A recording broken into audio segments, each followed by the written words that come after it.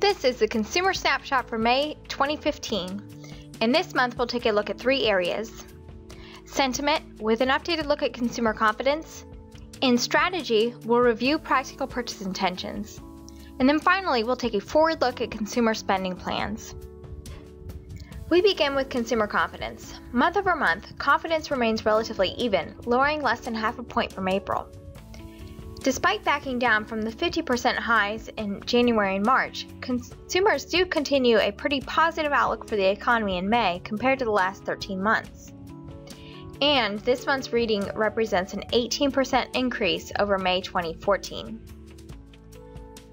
Compared to years past, consumers' current sentiment represents a solid improvement over recent years and rests 4 points higher than pre-recession May 2007.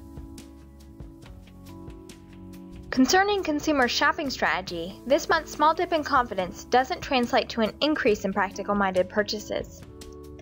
In May, 37.5% maintained pragmatic purchase intentions, lowering nearly 2 points from April and continuing the downward trend that began late last summer. Looking at our second indicator here, those focused on just what they need when at the store also declines 2 points month over month to a current 44.5%. So on the surface, it seems that consumers are well positioned to spend headed into late spring, with elevated confidence readings and practicality in decline. However, this isn't a guaranteed win for retailers at the cash registers. Today, shoppers' new normal is characterized by cautious, planned spending, focused on personal financial stability, and skepticism regarding the macro issues that might upset their personal microcosms. A few months ago, we added a great behavioral question that taps into consumers' thoughts on their personal financial stability, and I think this portrays why we aren't seeing that spend, spend, spend attitude that was more characteristic of pre-recession consumers. Looking at these insights, we can see that more than a third of consumers overall feel somewhat or very financially vulnerable. This figure rises as income decreases, with nearly half of households earning under $35,000 per year feeling financially insecure. On a positive note, more than half of upper income households feel very or somewhat secure. But as we take a look at the next few slides, that might not be enough to drive a bullish outlook on spending. Now on to spending here with our Prosper Consumer Spending Forecast. Seasonally adjusted, this is a 1-month leading indicator of retail sales, evaluating directional spending plans for 20 merchandise categories.